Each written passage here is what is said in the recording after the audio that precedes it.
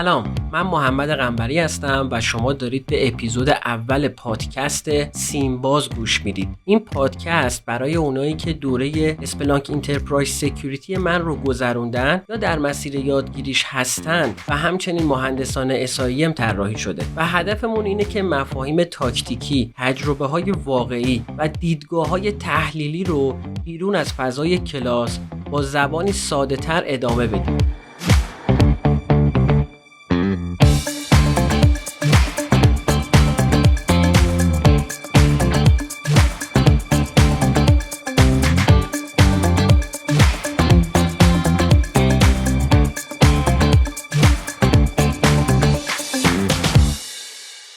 سلام به همه شنوندگان عزیز. خوش آمدید به قسمت اول پادکست سیمباز. امروز میخوایم به یک معمای بزرگ در دنیای امنیت سایبری بپردازیم. معمایی که احتمالاً ذهن خیلی از شماها رو درگیر کرده. هر روز داریم میشنویم که یه شرکت بزرگ دیگه هک شده، اطلاعات میلیون‌ها کاربر به سرقت رفته یا یه باج افزار جدید زیرساختای حیاتیمون رو فلج کرده. اما نکته عجیب اینجاست، در حال حاضر سازمان‌ها در حال سرمایه‌گذاری‌های زیادی روی جدیدترین و پیشرفته‌ترین ابزارهای تشخیص تهدید هستند. با این حال به نظر میرسه که قابلیت‌های دفاعی اونها بهتر نشده و حتی تعداد حملات روز به روز در حال افزایشه. این یه پارادوکس خیلی گیج کننده است. تو این قسمت میخوایم دلایل ریشه‌ای این شکست مداوم رو کشف کنیم و نشون بدیم که چرا مشکل اصلی اصلاً چیزی نیست که اکثر مردم فکر میکنن. کسانی که تو این حوزه دارن کار میکنن فکر میکنن ابزارها مشکل دارن و مشکل اصلی ابزارهاست و زمانی که یک حادثه ای اتفاق میفته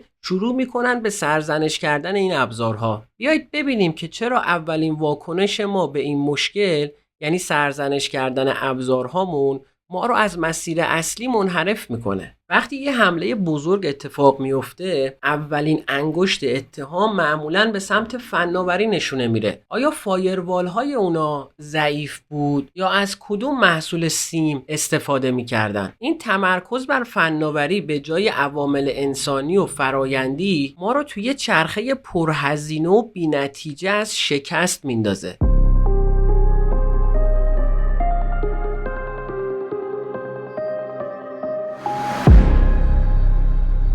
یه صنعت امنیت پدیده رایجی به اسم ریپ اند ریپلیس یا بکن و جایگزین کن وجود داره. شرکت ها میلیون ها دلار صرف خرید یه محصول سیم میکنن. SIEM یا سیم اساساً سیستم عصبی مرکزی یه تیم امنیتیه و هشدارها و دیتاها رو از سراسر شبکه جمع‌آوری و تحلیل میکنه. اما وقتی به نتایج دلخواه نمیرسن، به جای بررسی ریشه‌ای مشکل اون ابزار رو مقصر میدونن و هر چند سال یک بار اون رو با یه محصول جدید و پرزرق و برق جایگزین میکنن. و من از تجربه شخصی خودم تو این حوزه میتونم به شما بگم که این فقط یه تئوری نیست. من بارها و بارها شاهد تکرار دقیق همین چرخه بودم. این رویکرد مشکل اصلی رو کاملا نادیده میگیره.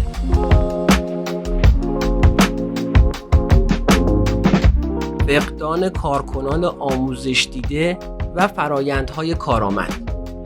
برای یافتن راه حل واقعی باید نگاهمون رو فراتر از فناوری ببریم و به داده‌های واقعی که توسط مطالعات گسترده صنعتی ارائه شدن توجه کنیم. این گزارش‌ها داستان بسیار متفاوتی رو برای ما تعریف می‌کنن. برای حل این معما ما به شواهد نیاز داریم. من 3 مدرک کلیدی رو برای شما ارائه می‌کنم. 3 گزارش معتبر صنعتی که وقتی کنار هم قرار می‌گیرن تصویر کاملی از مشکل رو آشکار می‌کنن. تکیه بر این گزارش‌ها بسیار مهمه، زیرا اینا که توسط سازمان‌های مختلف و بر اساس داده‌های هزاران شرکت تو سراسر جهان تهیه شدن به ما کمک می‌کنن تا از نظر شخصی و حکایت‌های فردی فراتر بریم و روندهای مشترک و مشکلات ریشه‌ای رو در مقیاس جهانی شناسایی کنیم. اولین مدرک ما از شرکت معتبر مندیان و گزارش سالانه اون به اسم امترند میاد.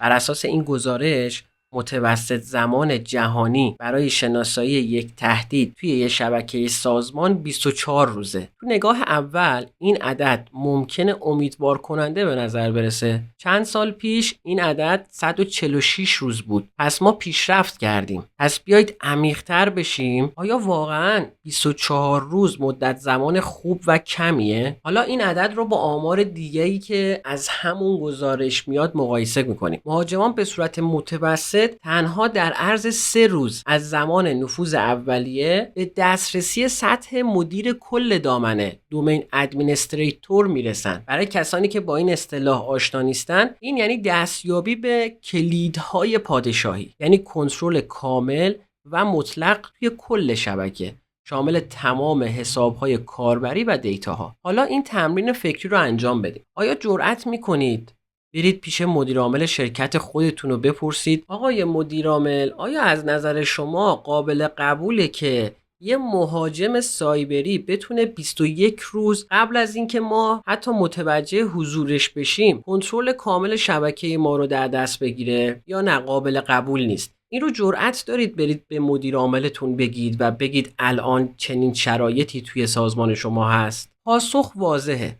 این شکاف زمانی یه ریسک غیر قابل قبوله. دومین مدرک ما از شرکت HP میاد. این گزارش بلوغ مراکز عملیات امنیت رو بر اساس یه مدل امتیازبندی از 0 تا 5 ارزیابی میکنه. جالب اینجاست که خود HP میگه سطح ایدئال برای اکثر سازمان ها سطح 3 نه 5، زیرا بلوغ بیش از حد میتونه منجر به کاهش انعطاف پذیری بشه. و حالا نکته‌ای که این گزارش HP رو بسیار قدرتمند میکنه این هستش که این اعدادی که توی این گزارش هست از نظرسنجی‌های ساده که تو اون شرکت‌ها خودشون توانایی‌هاشون رو گزارش میدن به دست نیومده. اینا حاصل ارزیابی واقعی و عملی هستن که توسط کارشناسای HP انجام شده. این داده‌های میدانی و واقعی هن، نه تبلیغاتی و بازاریابی. و نتایجی که وجود داره واقعا تکون دهنده است. میانگین امتیاز بلوغ در طول 5 سال گذشته تنها 1.45 بوده. 85% سازمان ها به سطح بلوغ توصیه شده یعنی سطح 3 نمیرسن. پس حالا ارتباط رو ببینیم. مندیت به ما میگه که چه اتفاقی میفته. یه شکاف خطرناک 24 روزه توی شناسایی تهدید وجود داره و گزارش HP به ما میگه که چرا این اتفاق میفته. یه بلوغ ناکافی تکون دهنده که ریشه اون مشخصاً توی افراد و فراینده، با میانگین امتیاز تنها 1.45 از 5. گزارش HP به طور مداوم نشون میده که پایین ترین امتیازها توی 2 تا دسته ثبت شدن: افراد و فرایند. گزارش‌ها به صراحت بیان میکنن که داشتن افراد مناسب اغلب میتونه عمیق‌ترین تأثیر رو بر قابلیت کلی یک مرکز عملیات امنیت داشته باشه و همچنین منابع امنیتی ماهر تقاضای بسیار بالایی دارن. اکثر مراکز عملیات امنیت برای یافتن و حفظ افراد ماهر تو تلاش و تکاپوان. این گزارش به وضوح نشون میده که مشکل اصلی ما کمبود ابزار نیست، بلکه کمبود تخصص و رویه‌های صحیحه.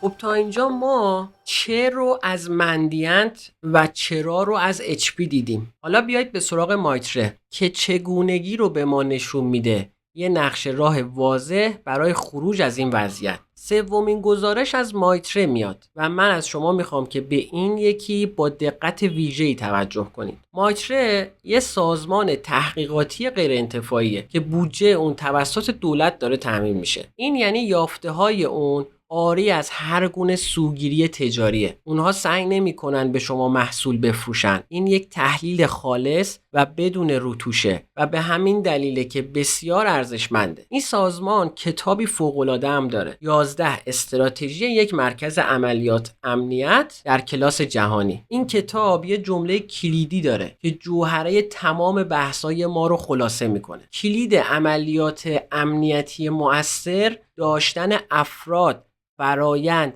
و فناوری مناسبه تا مرکز عملیات امنیت رو قادر بسازه به سرعت دشمن رو شناسایی کنه درک کنه و به اون پاسخ بده. از بین 11 استراتژی که توی این کتاب ذکر شده 3 مورد مستقیما با مشکل ما مرتبطن: استخدام و پرورش کارکنان با کیفیت، 2 بهره‌گیری از ابزارها برای پشتیبانی از جریان کاری تحلیلگران، 3 انتخاب و جمع‌آوری داده‌های صحیح. همونطور که میشنوید 2 استراتژی از 3 استراتژی اصلی مستقیما به افراد و فرایندها اشاره داره. توی بخش بعدی این 3 استراتژی رو عمیق‌تر بررسی می‌کنیم تا به یه نقشه راه عملی برای حل این معما برسیم.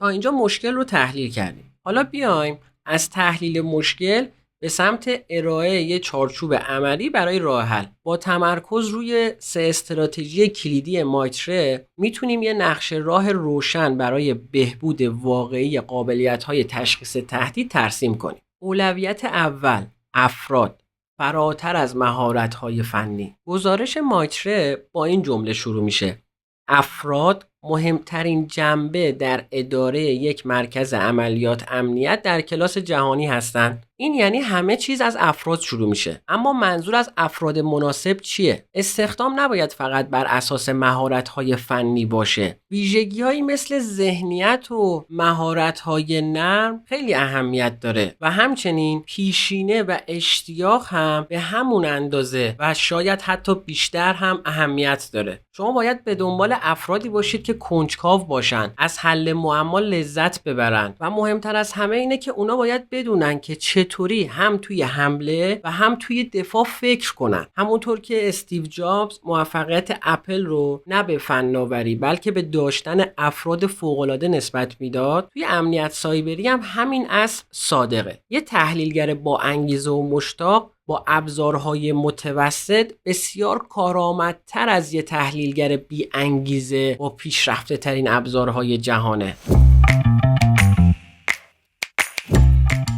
رام کردن فناوری، ابزارها به تنهایی کافی نیستند.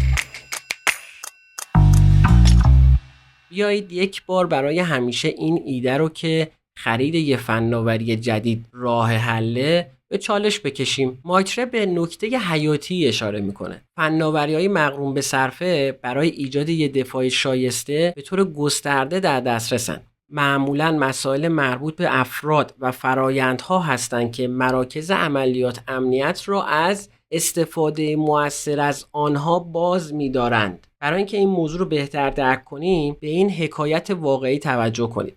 یه سازمانی پس از 14 ماه تلاش ناموفق برای راه اندازی یه سیم تجاری پیشرو نتونسته بود به موفقیت چشمگیری دست پیدا کنه. اما همون سازمان با راهنمایی صحیح تونست در عرض 1 ماه و با استفاده از ابزارهای رایگان به پیشرفت بیشتری دست پیدا کنه. یه لحظه به این فکر کن. این داستان چه چیزی درباره محل واقعی مشکل به ما داره میگه؟ این یه مثال ملموسه که نشون میده ابزار تنها یک توانمندسازه. نداشتن فرایندهای مشخصی که جریان کاری رو هدایت کنه و افراد متخصصی که بلدن چطوری با ابزارها کار کنن، اگر اینها رو نداشته باشید گرونترین ابزارها هم برای شما بیفایده است. منظورم از افراد متخصص واقعیه، نه همه چی دانها. توی این بازار بلبشو شما باید افراد متخصص رو تشخیص بدید. آدم‌هایی که همه چی دان هستن به درد شما نمیخورن. افرادی که تصمیم گیر هستن توی مراکز عملیات امنیت باید طرز تفکرشون رو تغییر بدن به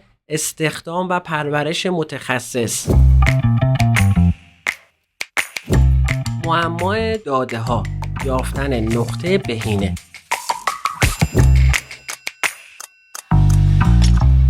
یکی از بزرگترین چالش‌ها برای هر تیم امنیتی اینه که چه داده‌هایی رو نیاز داریم، چه دیتاهایی رو می‌خوایم و چه مدت باید اون رو نگه داریم. داده‌های بسیار کم مثل حل یه پازل با قطعات گم شده است. شما هرگز تصویر کامل رو نخواهید دید. داده‌های بسیار زیاد هم باعث سردرگمی و نویز میشه و پیدا کردن سیگنال‌های واقعی حمله رو غیر ممکن میکنه. ابهامات توی چارچوب‌های انطباق اغلب سازمان‌ها رو به سمت جمع‌آوری همه چیزها و همه دیتاها سوق میده. اما با توجه به محدودیت منابع این رویکرد ناپایدار و ناکارآمده. هر سازمان باید به طور فعال تصمیم بگیره که چه دیتاهایی براش حیاتی هستن و چگونه قراره از اونها برای شناسایی تهدیدات استفاده کنه. این یه تصمیم فرایندیه نه تکنولوژیک. این سه عنصر، افراد ماهر، فرایندهای بهینه و دیتاهای مرتبط، پایه‌های یه دفاع سایبری مؤثر رو تشکیل میدن.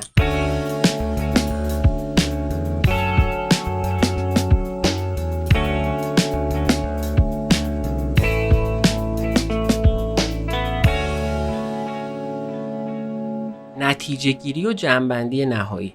بیایید نکات اصلی این بحث رو مرور کنیم. ما با یک پارادوکس شروع کردیم. سرمایه‌گذاری عظیم تو امنیت اما نتایج ضعیف. دیدیم که مقصر دونستن ابزارها یه تشخیص اشتباهه. بعدش با استناد به گزارش‌های معتبر صنعتی از HP و مندیت و مایتره به یه نتیجه مشترک و غیر قابل انکار رسیدیم. فناوری عامل محدود کننده نیست. کمبودهای کلیدی که بارها و بارها تو این مطالعات تکرار میشه توی دو حوزه نهفته است: افراد و فرایندها. برای بهبود واقعی قابلیت‌های تشخیص تهدید، سازمان‌ها باید تمرکز خودشون رو از خرید ابزار جدید به سرمایه‌گذاری روی کارکنای خودشون و پیاده‌سازی فرایندهای کارآمد تغییر بدن. این به معنای آموزش مداوم، ایجاد جریان کاری مشخص برای تحلیلگرها و تعریف دقیق داده‌های مورد نیازه. حالا اگر سازمان تصمیم گرفته این پروژه رو آوتسورس کنه یا آوتسورس کرده، برو ببین اون شرکتی که پیمانکار هست آیا اینها رو برای سازمان خودش داره یا نه؟ آیا آموزش مداوم برای کارکنانش داره که میخواد برای شما کار کنن؟ بعید میدونم. دفعه بعد که خبری از نشر اطلاعات بزرگ شنیدید، به جای اینکه بپرسید از چه ابزاری استفاده میکردن، این سوال رو بپرسید: آیا اونها به اندازه کافی روی افراد و فرایندهای خودشون سرمایه گذاری کرده بودن یا خیر؟ پاسخش ممکنه شما رو شگفت زده کنه. از اینکه تو این قسمت همراه من بودید سپاسگزارم. تا اپیزود بعدی امن بمانید.